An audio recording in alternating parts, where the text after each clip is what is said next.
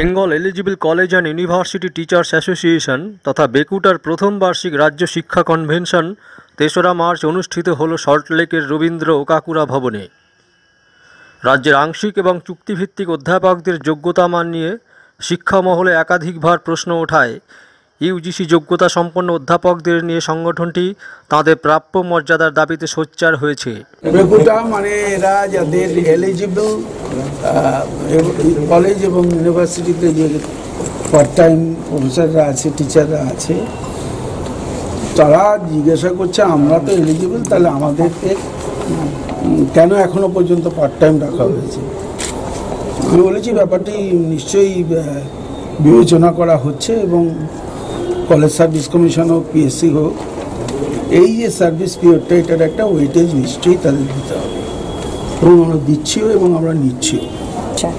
অভিযোগ প্রমাণ করতে হবে। আমি এইগুলোই বলছি। তো না, তারা কেন, তারা সবাই মিলে কোর্টে যাবে। কোর্টে গিয়ে আপনি যে চাকরিটা পেতেন তাকে বন্ধ করে দিচ্ছে, আবার আপনি অনশনে বসুন। আমি তো বুঝেছি ব্যাপারটা। কারোর যদি স্বচ্ছতা নিয়ে প্রশ্ন থাকে সে স্পেসিফিক আনুক না। আরটিআই আছে, তো আরটিআই তো সুযোগ আছে। অন্যের অ্যাপয়েন্টমেন্টটাকে বন্ধ করে আমার জন্য আমি লড়াই করব, পরে জানা যাবে যে আমি যা বলেছি আমি সত্য না, আপনি পিছিয়ে গেলেন 6 মাস। এটা ঠিক হচ্ছে না। আসুক, আলোচনা করুক, নাম দিয়ে যাকে আমি দেখবো, ডাকবো এসএসসি বা প্রাইমারি। 1,58,000 শিক্ষক নিয়োগ হয়েছে প্রাইমারি এবং উচ্চ প্রাইমারিতে। সোজা কথা নাকি? 34 বছরে এতটা হয়েছে?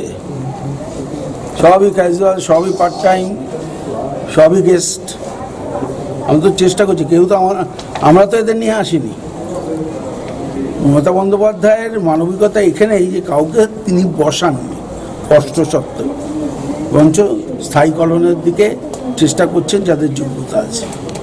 বিশেষ উল্লেখ্য, অধ্যাপকদের যথাযথ শিক্ষাগত যোগ্যতা থাকা সত্ত্বেও বিভিন্ন সমস্যার কারণে তারা পূর্ণ মর্যাদা পাচ্ছেন না, এমনকি চাকরিরত অবস্থায় বয়সসীমা পেরিয়ে গেছে এমন সংখ্যাও অনেক বলে দাবি করেছেন সংগঠনের পক্ষ থেকে। এই পরিস্থিতিতে সকলের দাবিকে বাস্তবায়নের জন্য সংগঠনের পক্ষ থেকে শিক্ষামন্ত্রীর হাতে একটি স্মারকপত্র তুলে দেওয়া হয়। রাজ্য সভাপতি বিশিষ্ট অধ্যাপক ডক্টর বিপ্লব মণ্ডল আমাদের জানান, মানে ইউজিসি এলিজিবিলিটি আছে, তাদের রেগুলারাইজ করা হবে। তো তারপরেও প্রায় 1.5 বছর কেটে গেছে, শিক্ষামন্ত্রী সেই টালবাহানা চলছে। সেই জন্য আমাদের এখন মূল দাবি সংগঠনের যে শিক্ষামন্ত্রীর দেওয়া রেগুলারাইজেশনের যে প্রতিশ্রুতি, সেই প্রতিশ্রুতি দ্রুত বাস্তবায়িত করতে হবে। আমাদের অ্যাসিস্ট্যান্ট প্রফেসরের পদমর্যাদা দিতে হবে। ধন্যবাদ। আপনারা কি আজকে কোনো স্মারকলিপি জমা দেবেন? নিশ্চয়ই আমরা স্মারকলিপি জমা দেবো। এর আগেও আমরা আমাদের যে সংগঠনের তরফ থেকে প্রায় 450 জন আমাদের অধ্যাপক অধ্যাপিকার যে লিস্ট আছে, সেই লিস্ট আমরা ডাটাবেস সহ মাননীয় শিক্ষামন্ত্রীর কাছে আমরা তুলে দিয়েছিলাম। আজকেও আমরা আমাদের সংগঠনের তরফ থেকে মাননীয় শিক্ষামন্ত্রীকে একই রকম স্মারকলিপি দেবো। সেই স্মারকলিপি আমাদের ডিস্ট্রিক্ট ওয়াইজ, সাবজেক্ট ওয়াইজ এবং সমস্ত কিছুভাবে এইভাবে তৈরি করা হয়েছে।